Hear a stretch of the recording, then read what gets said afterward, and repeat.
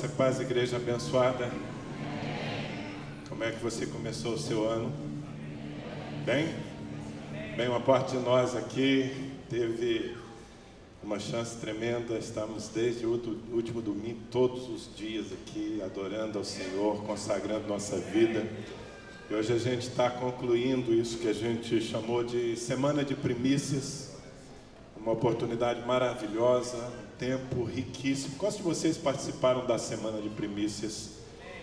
Glória a Deus. Eu sei que se você esteve aqui, se você esteve do começo ao fim, a cada noite estivemos consagrando 2 meses do ano ao Senhor, enfatizando uma área importante das nossas vidas, recebendo oração, enfim, um ambiente abençoadíssimo. Para mim essa semana passou voando. Cada noite uma riqueza, o nosso time de pastores ministrando com muita graça a palavra de Deus, princípios para uma vida abençoada. Tocamos em áreas essenciais como vida familiar, como vida financeira, saúde física, saúde emocional.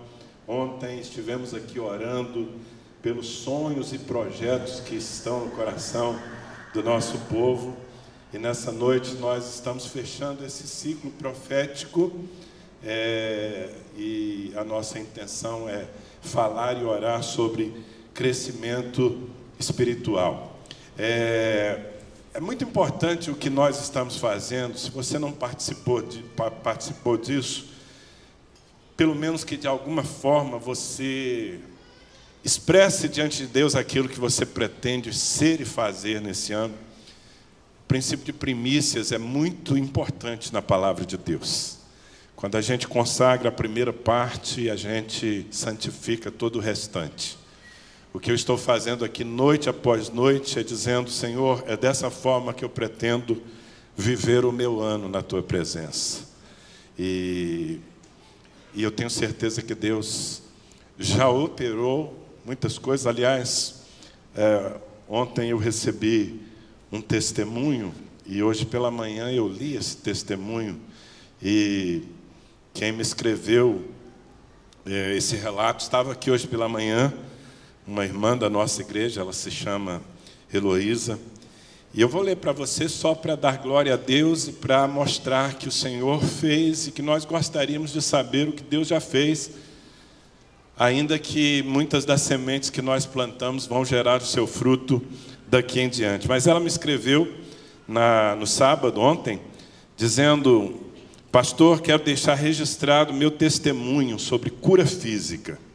Aos 15 anos de idade, foi constatado um desgaste nas minhas rótulas, as duas. O médico disse que chegaria um tempo em que não iria conseguir mais nem dobrar as pernas, e as dores, com o passar dos anos, iriam aumentar. Hoje, aos 46 anos, já estava sentindo dificuldades para ajoelhar e até para andar. Andar para mim tinha se tornado um tormento. Mas na quarta-feira, no momento em que o Senhor estava orando por mim, minhas rótulas começaram a se mexer e elas pulavam. Fui curada. Agora tenho 2 joelhos novos. Não tenho mais... aliás, ela escreve: tenho mais disposição, e andar se tornou uma alegria. Já adorei ao Senhor dançando na minha casa de tanta alegria. Que o nosso Deus seja glorificado, exaltado cada vez mais. Não tenho palavras para descrever como estou feliz. Só sei de uma coisa no meu coração: há muita gratidão ao Senhor nosso Deus. Amém? Glória ao Senhor. Nada mal, né? Começar o ano com 2 joelhos novos. Eu sei que Deus fez muito mais durante esses dias, e se aconteceu algo sobrenatural com você, alguma resposta que já veio assim imediatamente, não se cale. Procure um dos pastores, conte, mande uma mensagem, e na medida do possível nós vamos publicar isso para que o Senhor receba a glória que é devida ao seu nome. Amém? 2019 será um ano marcante nas nossas vidas. Eu estou esperando grandes coisas do Senhor. E você? Eu acredito que aqueles que estão sintonizados, aqueles que estão na frequência do Espírito, já perceberam que o Senhor está preparando a terra para uma grande semeadura nas nossas vidas, e nós só precisamos estar no lugar certo, atentos à voz do Senhor e dispostos a corresponder. Eu quero, antes de entrar na palavra que eu tenho nessa noite, fazer menção aqui de uma querida que está conosco nessa noite, pastora, minha mana, pastora Meire Sônia Trindade, lá de Vitória da Conquista, Bahia. Fique em pé, Sônia. Aliás, está também meu primo Fred. Fique em pé, Fred, sejam bem-vindos. Pastora, junto com seu esposo Evandro, da Comunidade Cristã de Vitória da Conquista, Bahia, cidade bendita, onde eu nasci. Igreja que eu já pastoreei, de longe, mas pastoreei. E Sônia, quando eu digo que é minha mana, é mesmo, porque ela morou na casa dos meus pais, morou conosco há alguns anos, enquanto se preparava para o ministério, e veio estar conosco nesses dias. É uma honra ter você aqui, querida. Amém? Quantos têm interesse em ouvir a voz de Deus nessa noite? Muito bem, então vamos abrir as nossas Bíblias na segunda carta de Paulo aos Coríntios, capítulo 3, versículo 18. Esse versículo vai ser uma fonte de Deus para que nós possamos entender o nosso chamado, que é um chamado para a glória de Deus. Diga comigo, um chamado para a glória de Deus. Eu quero só pedir que todo mundo encontre o seu lugar, que os pais cuidem dos seus filhos. Tem, por exemplo, aqui um artista dando show aqui. E onde é que está o responsável por ele? Muito bem. Vamos nos aquietar para que nós possamos ter o ambiente propício para a palavra de Deus. O texto sobre o qual nós vamos nos debruçar nessa noite, segundo aos Coríntios 3,18, escrito por um apóstolo tremendo e debaixo de uma inspiração poderosa do Espírito Santo. Ele diz assim, 2 Coríntios 3,18: E todos nós, com o rosto desvendado, contemplando como por espelho a glória do Senhor, somos transformados de glória em glória na sua própria imagem, como pelo Senhor, o Espírito. Eu quero ler de novo. Aliás, eu gostaria de que você fizesse a leitura junto comigo. O texto está projetado aqui. Vamos lá? E todos nós, com o rosto desvendado, contemplando como por espelho a glória do Senhor, somos transformados de glória em glória na sua própria imagem, como pelo Senhor, o Espírito. Eu quero, antes de falar com você, falar com Deus, que você me acompanhe nessa oração. Pai querido, nós queremos nos expor à Tua palavra. Pedimos que venha sobre nós espírito de sabedoria e revelação, no pleno conhecimento da verdade. Que a palavra entre em nossas vidas com mais poder do que uma mera informação. Que ela entre atuando no nosso coração, operando nas nossas estruturas e nos despertando para que nós possamos viver plenamente a Tua vontade, o Teu chamado para as nossas vidas. Também, Senhor, juntos aqui, oramos pela nossa nação. Pedimos, ó Deus, que Tu cumpras as Tuas promessas sobre o Brasil e que Tu tragas tempos de paz, de ordem, de harmonia, de justiça, e um grande avivamento possa varrer essa terra com a salvação, alcançando milhões de brasileiros. Nós oramos pelos nossos governantes, para que eles tenham sabedoria e graça da parte do Senhor. E nós concordamos aqui nessa noite que o Senhor interfira naquilo que está acontecendo no Ceará, que o Senhor dê graça às forças de segurança e que todo espírito de violência seja contido em nome de Jesus Cristo e que venha ordem sobre aquele estado do Brasil. E nós daremos glória por tudo que Tu fizeres, Senhor, em nome de Jesus. Quantos dizem amém? Quantos estão comprometidos a orar todos os dias pelo Brasil? Alguns de vocês estão comprometidos. Eu peço que todos se comprometam e todos os dias orem, porque Deus está soprando ventos de graça sobre o Brasil, mas isso precisa ser sustentado pela oração da igreja. Um chamado para a glória de Deus. A proposta dessa noite, finalizando a semana de primícias, é falarmos sobre crescimento espiritual. E crescimento espiritual nada mais é do que cumprirmos o nosso chamado.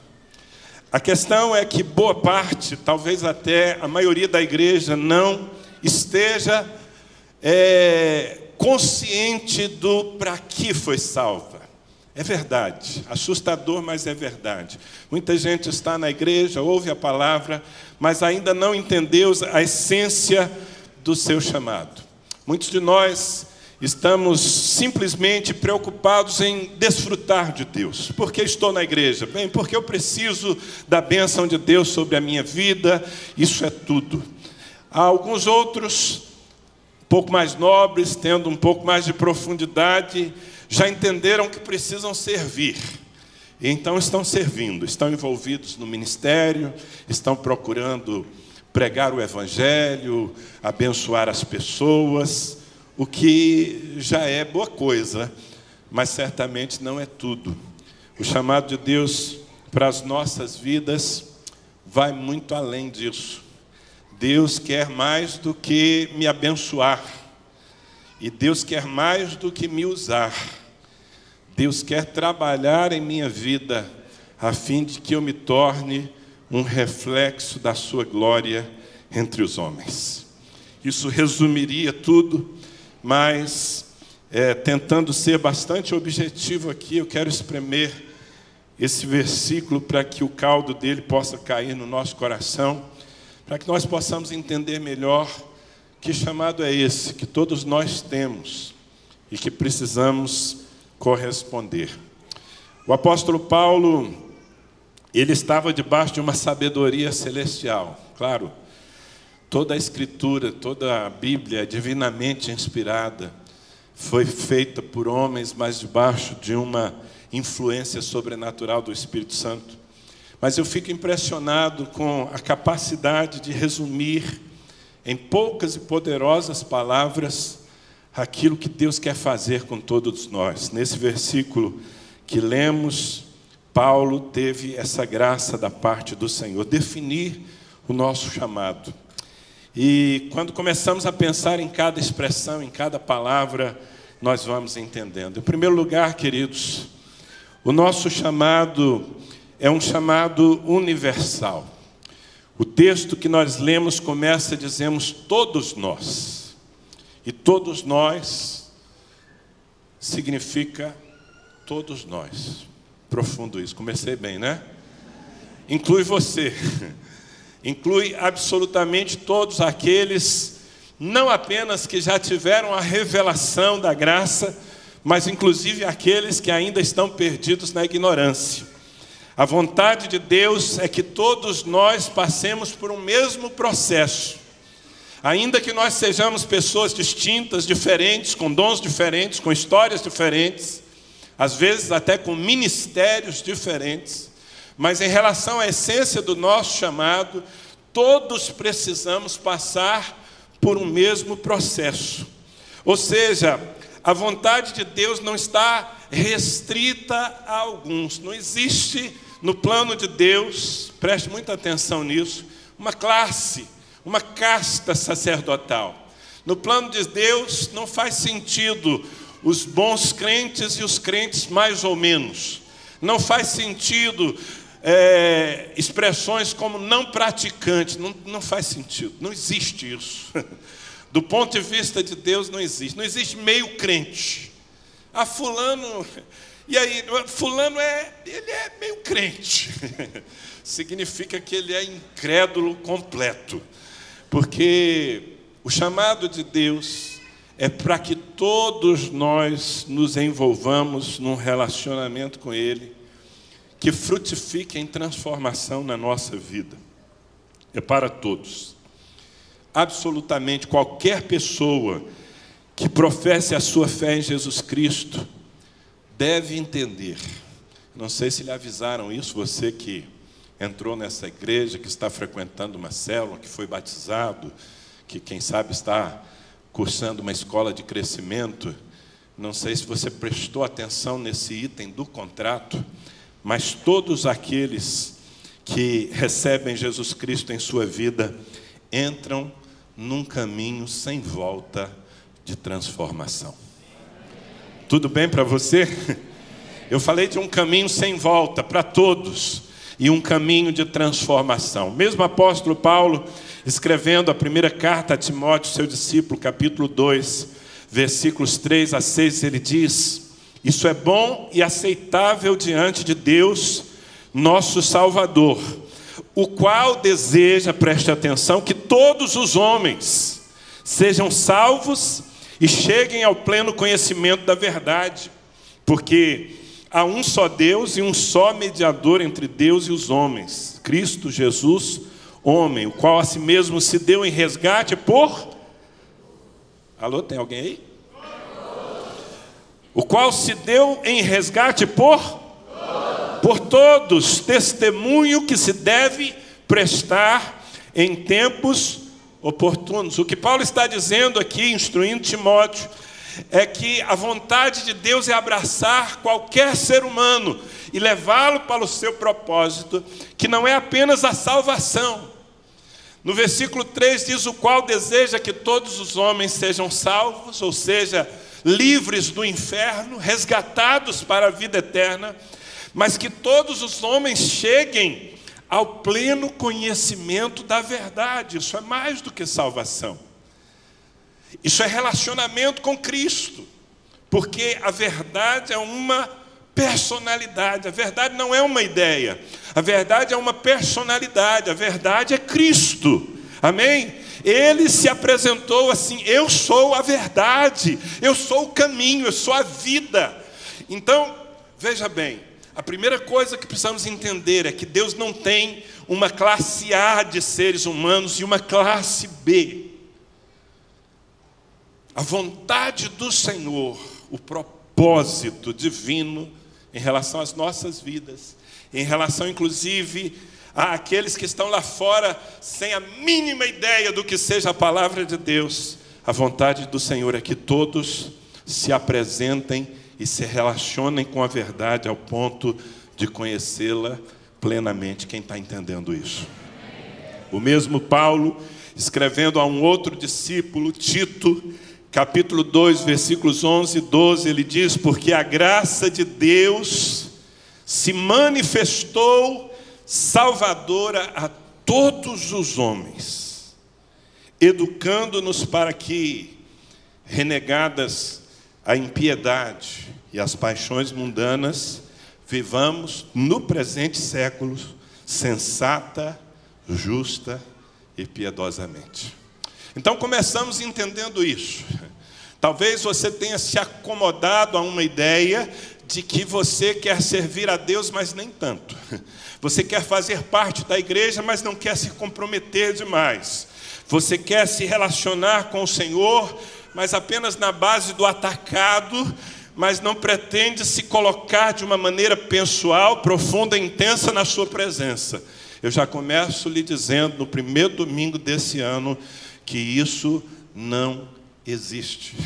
A vontade de Deus é a mesma para todos nós.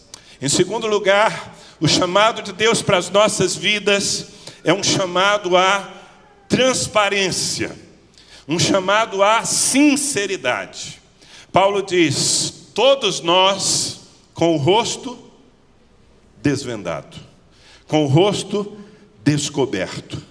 Se você quiser que eu traduza isso de uma maneira mais direta, sem máscaras, sem disfarces, sem mera aparência.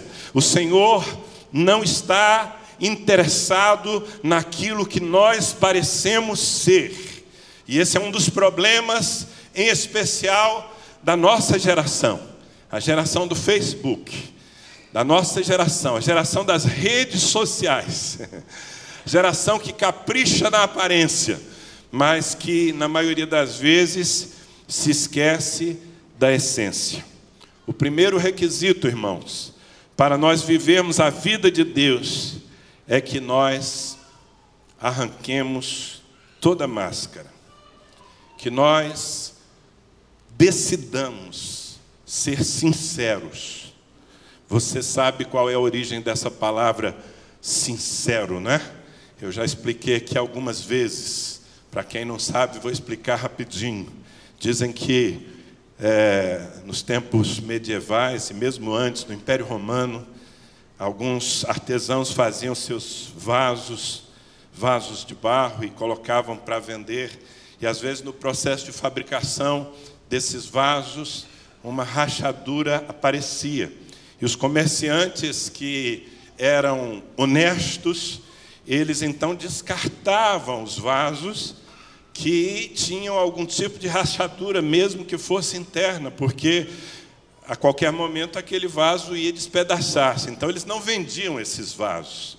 Mas havia certos comerciantes, só naquele tempo, claro, hoje isso não existe mais, pessoas desonestas, e que tratavam de passar uma cera, se havia uma pequena rachadura no vaso, então eles colocavam uma cera, disfarçavam aquilo e vendiam na feira o vaso como um vaso perfeito.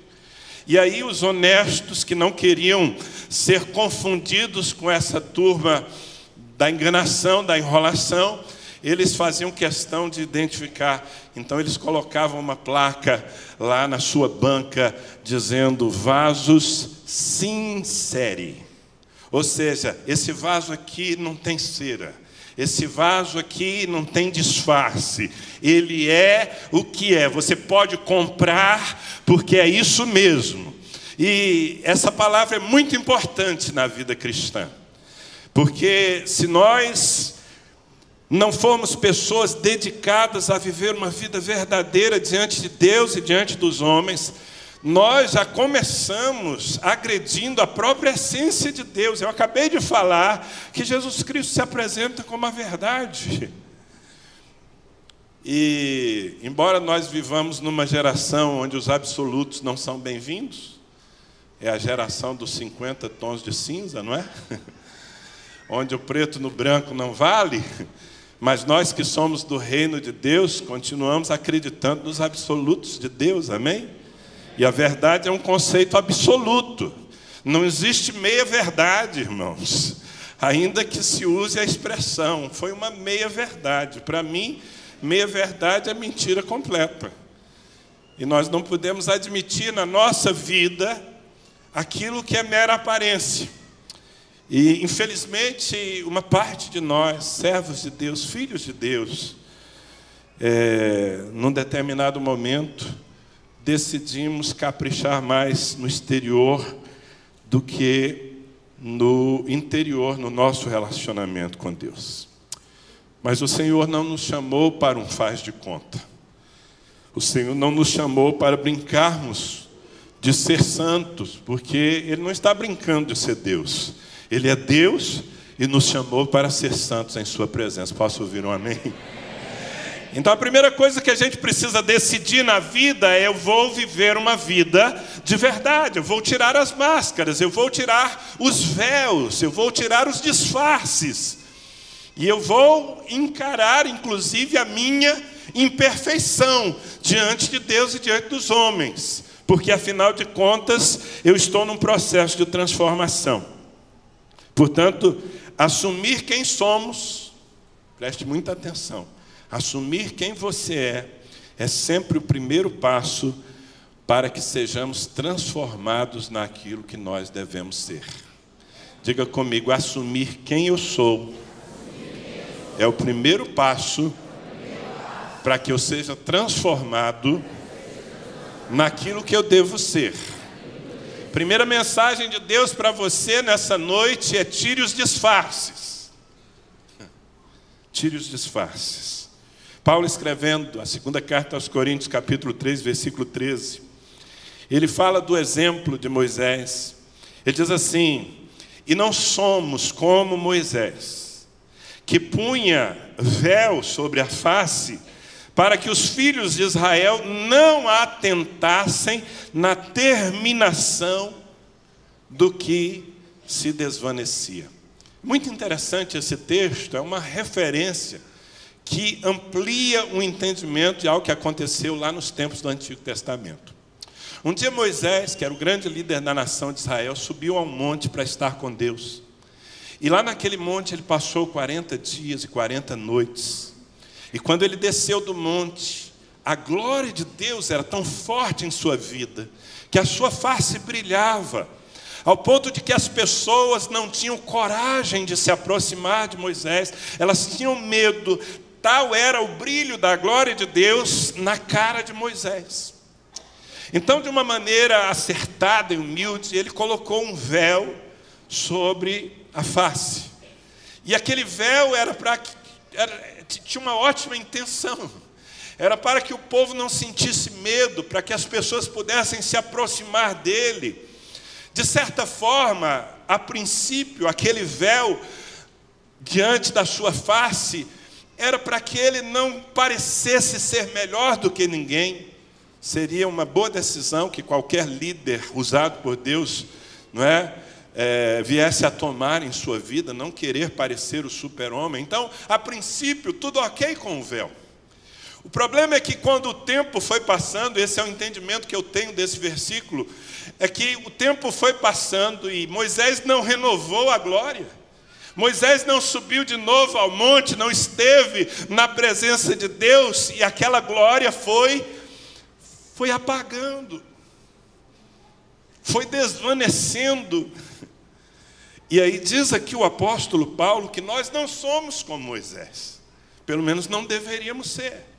Que a partir de um determinado momento colocava o véu sobre a face para parecer espiritual. A verdade é essa, para que as pessoas não percebessem que o brilho da glória havia desvanecido, havia terminado. Então, a partir de um determinado momento, esse véu era um disfarce. Era um mecanismo de aparência para que as pessoas continuassem pensando que ele estava naquele nível de unção e intimidade com Deus, quando não estava. Poderia voltar a estar se buscasse ao Senhor, e voltou a buscar. Moisés não viveu essa frieza toda a sua vida. Mas, às vezes, nós incorremos nessa tentação, caímos nessa tentação. Não temos a vida que deveríamos ter com o Senhor, a santidade que temos a apresentar, a unção que temos a apresentar, é aquém daquela que seria normal. E aí o que a gente faz? A gente faz de conta. E quando você investe no faz de conta, quando você investe na casca e não na essência, você provoca uma estagnação no seu crescimento espiritual. Eu acho que eu posso dizer aqui, assim, num chute, mas eu acho que eu consigo acertar, que nesse auditório há pessoas que estão com a sua vida espiritual estagnada há muito tempo, porque deixaram de investir na essência, deixaram de ser sinceras, deixaram de se desnudar diante de Deus e diante dos homens, inclusive. Estão caprichando apenas na aparência. E isso não apenas nos paralisa, queridos, mas isso ofende ao Senhor. Porque Deus não está interessado na aparência. Deus está interessado na realidade que Ele pode tratar, ainda que seja uma realidade desafiadora. Deus não está enganado a nosso respeito, Ele não quer que nós nos enganemos. Amém? Amém. Paulo escrevendo mais uma vez a Timóteo, 1 Timóteo capítulo 1, versículo 5, ele diz: ora, o intuito da presente admoestação visa ao amor que procede de coração puro e de consciência boa e de fé sem hipocrisia. Vamos dizer juntos essa expressão? Fé sem hipocrisia. A palavra nos é dada, a admoestação do Senhor nos é trazida. Deus, por misericórdia e amor a você, está me usando nessa noite para que a sua fé seja uma fé verdadeira, sem nenhum tipo de hipocrisia. É isso que vai fazer com que você avance. Escrevendo ao mesmo Timóteo, Na segunda carta, capítulo 1, versículo 5, Paulo dá o seguinte testemunho: pela recordação que guardo da tua fé sem fingimento, a mesma que primeiramente habitou em tua avó Lóide e em tua mãe Eunice, e eu estou certo de que também em ti. Que tremendo, um líder, um discipulador. Timóteo era um discípulo de Paulo. E que maravilhoso poder olhar para um discípulo e dizer: eu reconheço em você uma fé sem fingimento. Eu vejo as marcas de uma fé sincera na sua vida. Eu sei com quem eu estou lidando. E é a mesma qualidade de fé que eu encontrei em sua mãe, que eu encontrei em sua avó, uma fé verdadeira. É para isso que o Senhor está nos chamando, irmãos. Uma das direções que o Senhor nos deu no final do ano, para que nós pudéssemos entrar em 2019 prontos para as conquistas, entre outras, uma das direções foi: resolva as suas pendências. Resolva as suas pendências. As situações encobertas, as coisas deixadas de lado sem solução, seja diante dos homens, seja diante de Deus, pecados escondidos e não confessados, por aparência, resolva isso. Porque isso é uma amarra, isso é uma brecha. Enquanto você não se desfaz daquilo que ofende a presença de Deus na sua vida, enquanto você fica preocupado em jogar coisas para debaixo do tapete, Satanás, que é o teu acusador e conhece a tua vida, vai estar diante de Deus reivindicando o direito de barrar o seu crescimento.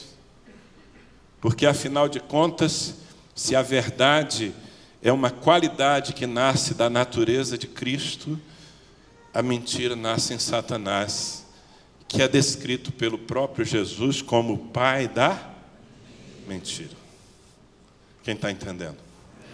Portanto, o nosso chamado é um chamado à transparência. Você não precisa fazer de conta. Nós somos uma igreja de discipulado. Cada pessoa aqui nessa igreja tem a oportunidade de andar perto de um líder.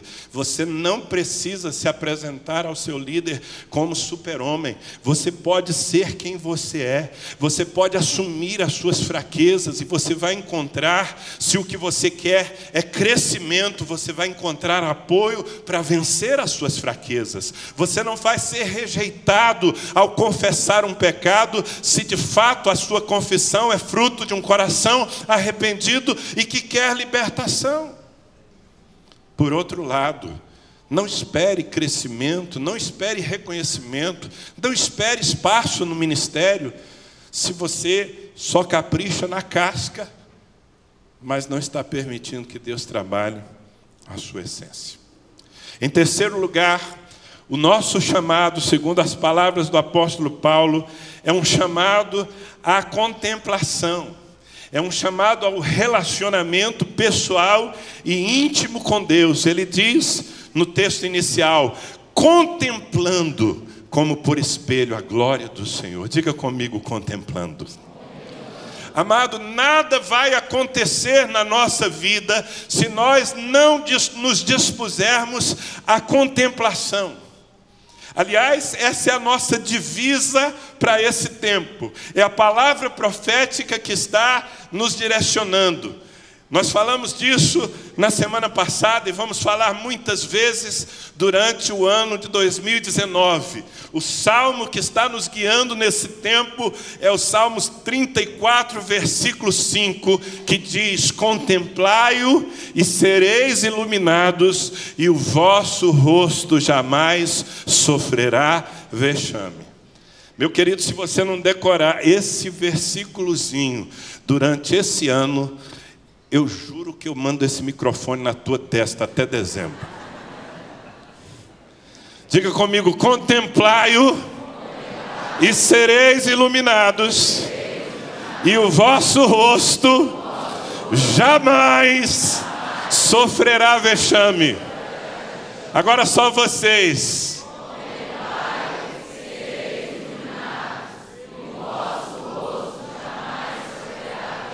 Agora sem a cola, volta para o ponto aqui, querido. Vamos lá, só vocês.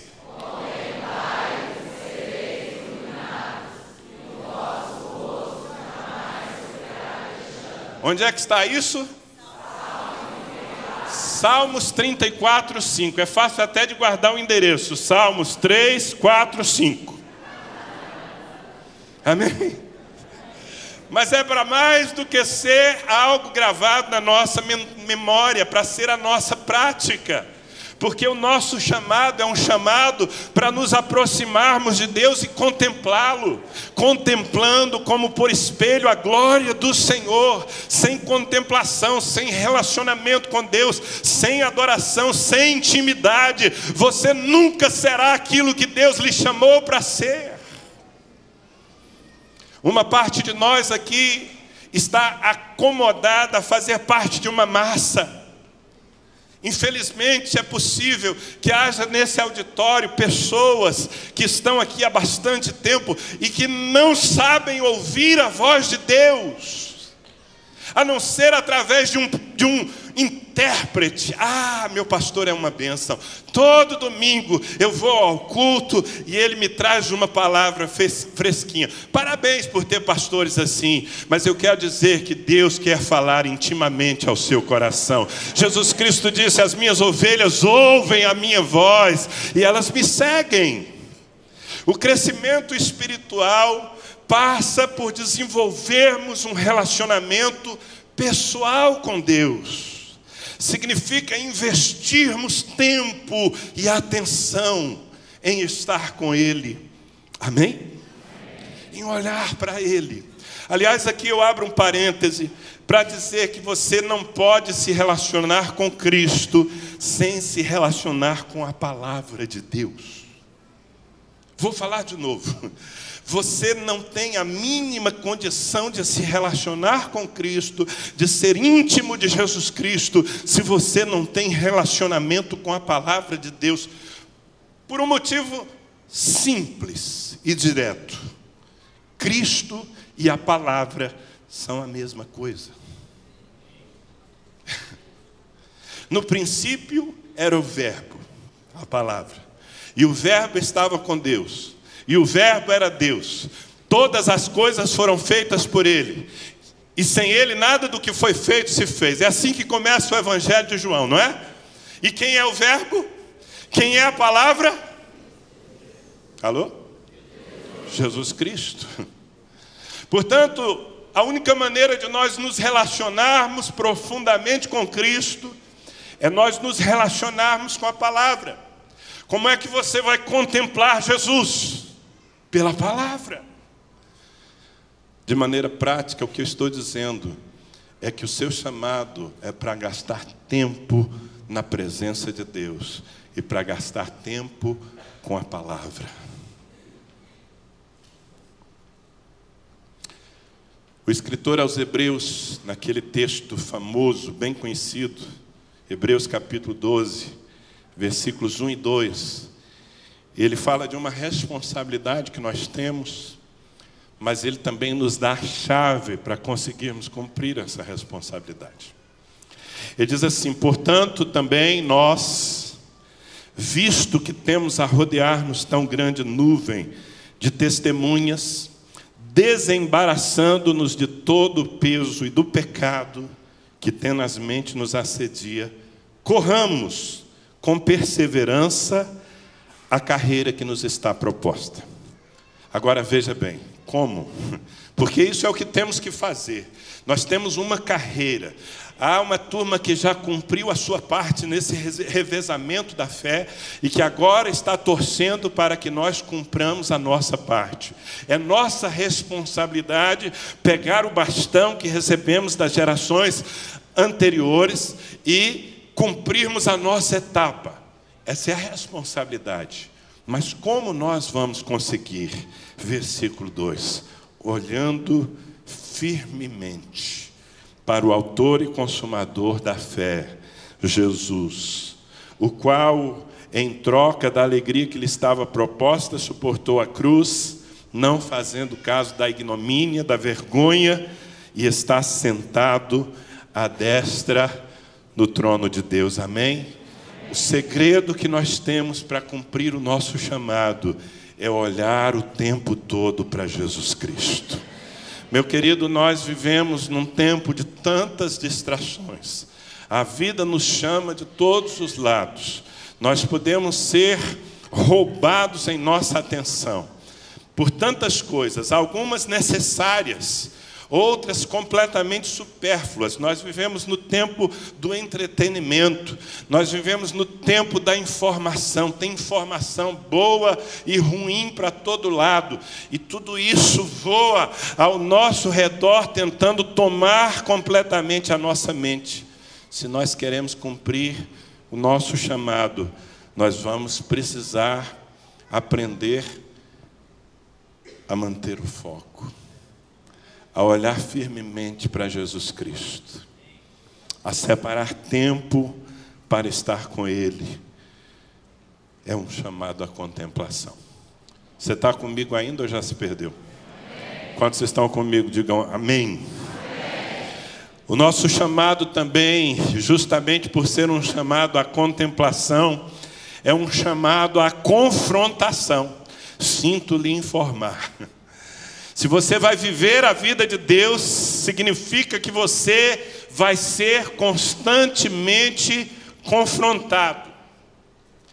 Porque Paulo diz que nós precisamos contemplar como por espelho a glória do Senhor.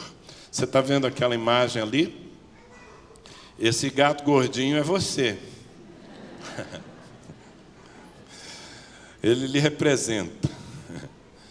Nosso chamado é para olhar para o espelho da glória de Deus que se revela plenamente em Jesus Cristo e sermos transformados naquela imagem. Mas antes de sermos transformados naquela imagem, ao olhar no espelho, nós vamos ser confrontados. Por quê? Porque o que eu sou ainda mantém uma distância considerável do que Ele é. Quando eu olho no espelho e vejo a glória de Deus e tento me encontrar ali, sabe o que eu sinto? Vergonha. Eu sinto vergonha, porque fica claro quão distante eu ainda estou do que eu devo ser. O chamado é para nós vivermos diante do espelho, nós nos olharmos nesse espelho da glória de Deus, nós, preste atenção, nos compararmos todo o tempo a Jesus Cristo. E quando você se compara a Jesus Cristo, se você não estiver tomado por um espírito de religiosidade, você sentirá vergonha. Quantos aqui já sentiram muita vergonha de Deus? Bom, esse é um sentimento que eu tenho com muita frequência, vergonha. Mas eu tenho que admitir, me desculpe aí usar uma palavra muito direta, mas em grande parte o que falta à igreja é vergonha. Porque justamente como nós ficamos na periferia da fé, como nós nos contentamos em fazer parte da coreografia, eu faço parte de uma igreja, eu participo dos cultos, eu sou um no meio dessa multidão toda, eu canto com todo mundo, eu oro com todo mundo, mas eu, na verdade, não me apresento diante de Deus. Eu não busco me comparar à glória de Deus, eu só estou aqui no oba-oba da fé. Então, por conta dessa superficialidade, nós não sentimos vergonha. E não sentindo vergonha, nós não temos temor. O temor do Senhor, que é o princípio da sabedoria, vai ser resultado daquele sentimento de... Sabe, eu não tenho condição de estar aqui. Sentimento de inadequação. É assim que nós devemos nos sentir Olhar no espelho sempre. Eu estou vendo que está todo mundo bonitinho aqui, pelo menos daqui eu estou vendo que todo mundo se preparou para vir para o culto, não é? Mas eu acredito que hoje uma das primeiras coisas que você fez para estar tão bem assim foi passar diante de um espelho, certo? Quem passou diante de um espelho hoje? Está na sua cara que você passou. Porque se você não tivesse passado diante do espelho, talvez eu estaria com medo aqui. Mas todos os dias a gente acorda e vai ao espelho. Toma aquele susto. Não é? Mas aí, diante do susto, você toma providência. Dá uma olhada para o seu lado. Olha que providência bem tomada. Tomou providência, lavou o rosto, fez a barba, penteou o cabelo, mandou ver na chapinha, que é perigosa nesse tempo, porque está chovendo muito. É ou não é?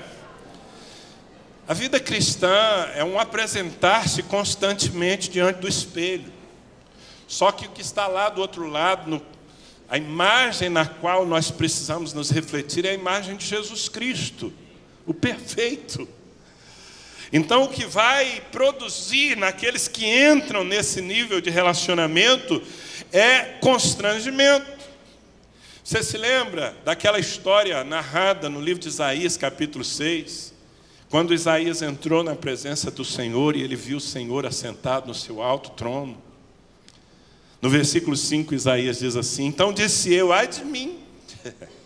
Olha a vergonha, olha o constrangimento. Ai de mim. Estou perdido, porque eu sou um homem de lábios impuros e habito no meio de um povo de lábios impuros. E os meus olhos viram o Rei, o Senhor dos Exércitos. Eu não me sinto em condição de estar aqui. Constrangimento. Oh, meus irmãos, como nós precisamos disso. Como precisamos nos aproximar da glória de Deus para sentir esse desconforto constante, não uma vez na vida. Algumas pessoas dizem, não, eu já vivi a experiência do arrependimento, pastor. Lá em 1932, eu tive um encontro com Jesus Cristo. E eu me arrependi dos meus pecados. Amém, glória a Deus. Eu só quero perguntar o que você fez com todos os outros desde 1932. A mensagem é arrependimento, queridos. É um estilo de vida. Todo tempo nós devemos nos apresentar sem máscaras diante dele e, conhecendo quem ele é, nos humilhar. Humilhai-vos debaixo da poderosa mão de Deus e ele a seu tempo vos exaltará. Amém? Foi o mesmo sentimento que Pedro teve quando aquele Nazareno entrou no seu barco e disse, Pedro, lança a tua rede desse lado e você vai fazer uma pesca. E Pedro, ainda um pouco incrédulo, disse, Senhor, eu vou fazer debaixo da tua palavra, mas o mar não está para peixe, mas vou obedecer. E ele lança a rede e aquele pescador experiente, fazendo a pesca mais sobrenatural, a maior pesca da sua história, ele olha e lhe vem uma consciência, ei, esse homem que está no meu barco não é um homem qualquer, não é só um profeta, ele é o Filho de Deus, e eu sou um pecador. E é assim que Pedro se apresenta. Lucas 5,8, vendo isto, Simão Pedro prostrou-se aos pés de Jesus, dizendo, Senhor, retira-te de mim, porque eu sou um pecador. Vergonha. Eu quero te dizer que a glória que o Senhor quer repartir conosco começa na nossa vergonha de estar tão distante da glória. Quantos conseguem entender isso? A vida cristã que está em progresso, o crente que está tendo um verdadeiro crescimento espiritual, é alguém que com constância se entristece. Eu não falo das tristezas provocadas pelas circunstâncias, pelas perdas, pelas decepções com os outros. Eu falo da tristeza provocada pelos nossos próprios fracassos e deficiências. É sobre isso que está escrito na segunda carta aos Coríntios, capítulo 7, versículo 9. Agora me alegro, não porque fostes contristados, ou seja, entristecidos, mas porque fostes contristados para arrependimento. Pois fostes contristados segundo Deus, para que de nossa parte nenhum dano sofresseis. Amém? Irmãos, vamos nos abrir para isso. Nos apresentar diante do Senhor, olhar no espelho e ser corajosos em admitir ainda o quão diferente dele nós estamos. Eu digo nós estamos, não somos, estamos, porque há um processo sendo gerenciado por Deus em nossa vida para que nós possamos alcançá-lo. Aliás, essa é a próxima verdade que eu queria mostrar para você. O nosso chamado é um chamado à transformação. Amém? Um chamado à transformação. Como por espelho somos transformados. Ou seja, ouça, ao denunciar o nosso pecado, a nossa carnalidade, a nossa frieza, a nossa falta de compaixão, o nosso desinteresse, todas as nossas deficiências, quando Deus denuncia, quando entramos na sua presença e a luz dele invade as nossas trevas e nos mostra como realmente estamos, o que Deus está querendo fazer não é nos massacrar, não é nos acusar, não é dizer que nós não prestamos para nada. Isso não está no coração dele. O que ele está querendo produzir é um arrependimento em nós que nos leve à transformação. Deus quer transformar você. Pense na palavra. Transformar é dar uma outra forma. Isso faz parte. É por isso que é tão importante a gente pensar em crescimento espiritual. Deus está paulatinamente dando outra forma àqueles que estão cumprindo o seu chamado, àqueles que estão buscando. Não necessariamente àqueles que estão frequentando uma igreja. Porque pode ser que você frequente uma igreja durante décadas da sua vida e nada mude em você. Eu estou falando sobre gente que entra na presença de Deus com compromisso. Somos transformados, cada um de nós. O cristianismo que não nos muda é apenas mais uma religião estéril. Se você se diz um cristão, um evangélico, mas você não está mudando, alguma coisa está errada. O cristianismo que não nos muda. Eu estou dizendo de novo para que você guarde. O cristianismo que não nos muda é apenas mais uma religião estéril. Se você não está sendo refeito, você não está se relacionando com Deus. Você pode estar se relacionando com pessoas de Deus, você pode estar se relacionando com a igreja de Deus, mas você não está se relacionando com Deus. Há um texto em Romanos, capítulo 12, versículo 2, que com constância a gente lembra aqui, quando o apóstolo Paulo, ele implora à igreja que entenda isso e viva isso.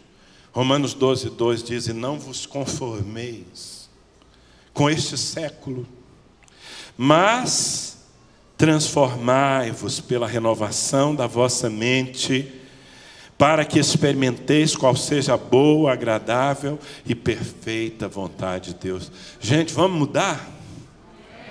Que tal nós fazermos a nossa parte para que ao final de 2019 nós estejamos mais parecidos com Ele, transformados, que as pessoas inclusive possam dar testemunho a nosso respeito. Eu percebo um crescimento espiritual na vida dessa pessoa. Ela está sendo transformada, não é do dia para a noite. Aliás, essa é uma outra verdade que eu quero lhe explicar. O nosso chamado é um chamado à progressão. Diz o texto, somos transformados de glória em glória. Diga, de glória em glória. Significa que o processo de Deus na nossa vida é paulatino. Nós vamos conquistando níveis, nós vamos nos tornando cada vez mais, se não abortarmos o processo, se não permitirmos que a nossa vida entre naquele estágio de aparência, de inércia, nós vamos sendo mudados de glória em glória, na mesma imagem dele. Isso é o que a teologia chama de santificação. E sem santificação ninguém verá a Deus. Um processo, uma obra paulatina, gerenciada por Deus e alimentada pela nossa busca. Preste atenção. A minha santificação é gerenciada por Deus, mas ela é alimentada pela minha busca. Deus não pode me santificar sem que eu esteja interessado nisso, sem que eu o busque, de glória em glória, de nível em nível, da superfície para a profundidade, assim que Ele trabalha em nós. Filipenses 2:1 diz, assim, pois, amados meus, como sempre obedecestes, não só na minha presença, porém muito mais agora na minha ausência, desenvolvei a vossa salvação com temor e tremor. Olha que plano maravilhoso para esse ano, na sua vida. O que você vai fazer em 2019? Eu vou desenvolver a minha salvação com temor e tremor na presença de Deus. Eu vou crescer na direção de Cristo, amém? Eu vou avançar, eu vou quebrar a inércia, eu vou quebrar a falta de resultados na minha vida. Eu vou buscar na presença de Deus as mudanças que eu preciso para ser um representante digno dele entre os homens. Tiago falando disso, em Tiago 1,4, ele diz, ora, a perseverança deve ter ação completa, para que sejais perfeitos e íntegros, em nada deficientes. Parece que a coisa é séria, não é? Parece que o chamado é um pouco mais profundo que uma parte de nós havia entendido. Sabe por quê? É um chamado à perfeição. Você foi chamado à perfeição. Perfeição não é o seu caminho, a perfeição é o seu destino. Mas tem que ser o seu destino. Você precisa viver em busca da perfeição. Por quê? Porque a perfeição é Cristo.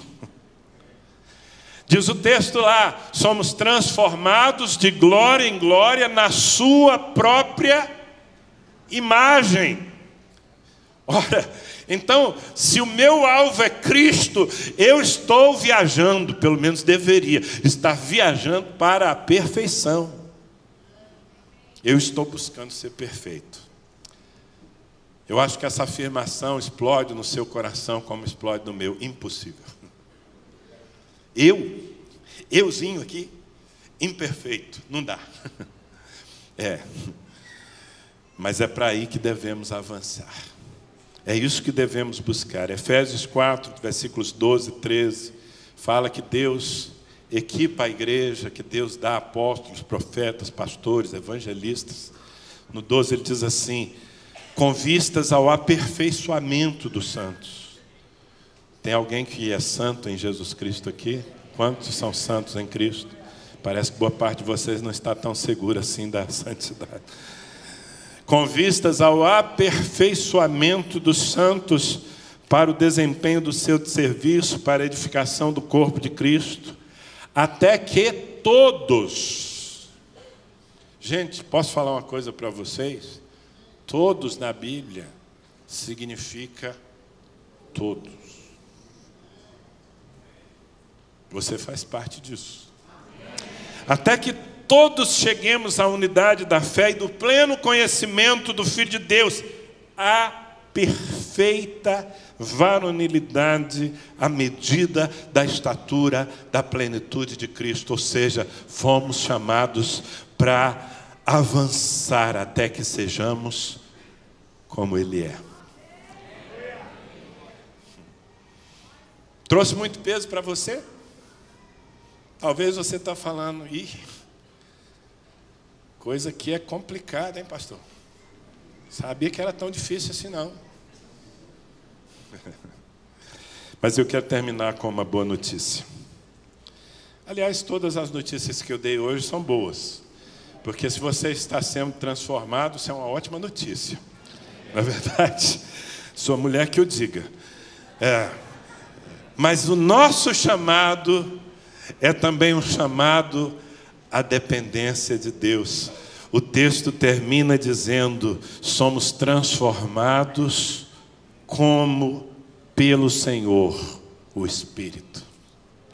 Esse processo é operado pela graça de Deus. Não é o seu suor, não é simplesmente o seu esforço. Se você tentar ser parecido com Jesus no braço, na força da carne, você vai ser um arremedo, uma caricatura mal feita de Jesus Cristo, porque aquele que semeia na carne, da carne só colhe corrupção, mas aquele que semeia no Espírito, do Espírito colhe a vida eterna. E o Senhor está te chamando para essa aventura, para esse processo de transformação, no qual Ele assume o comando, e é Ele mesmo que opera em você a transformação. Como pelo Senhor, o Espírito, não é pelo homem, não é pelo simples suor humano. Diga comigo, é na graça. A mesma graça que se manifestou salvadora, ela é a graça que nos santifica dia após dia, na medida em que nós buscamos a Deus. Todo esse processo só acontece a partir das nossas ações, é verdade. Quem dá o start somos nós. Quem busca sou eu. Quem ora sou eu. Quem se tranca no quarto sou eu. Mas quem opera a transformação na minha vida é o Espírito. Então, se eu não me desnudar, se eu não buscar a Deus, se eu não me arrepender continuamente, se eu não me sujeitar à transformação, nada vai acontecer. Essa é a minha parte, querer, buscar. Não apenas querer aqui dentro, querer com minhas atitudes e decisões. Mas também nada acontecerá se o Espírito, que é o próprio Deus habitando em nós, não estiver operando como Senhor na minha vida.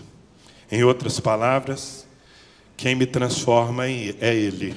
Quem busca a transformação sou eu. Diga comigo, quem me transforma é Ele. Quem busca a transformação, bate no peito aí, diga, sou eu. Amém? Filipenses 2,13, estou terminando. Porque Deus é quem efetua em vós tanto o querer quanto o realizar segundo a sua boa vontade. Amém? Quantos aqui querem ser transformados de glória em glória? Então Deus já entrou na jogada, porque se você quer ser transformado, já há um sinal da presença de Deus na sua vida, porque é Ele quem opera em você o querer. Mas além de operar, além de efetuar o querer, Ele efetua em você também o realizar. Amém? E essa é a garantia de que nós chegaremos lá. Aquele que começou em nós a boa obra, há de completá-la até o dia de Cristo. Esse é o nosso chamado. Um chamado para a glória de Deus. Quantos de vocês topam viver essa vida? Fique em pé, por favor.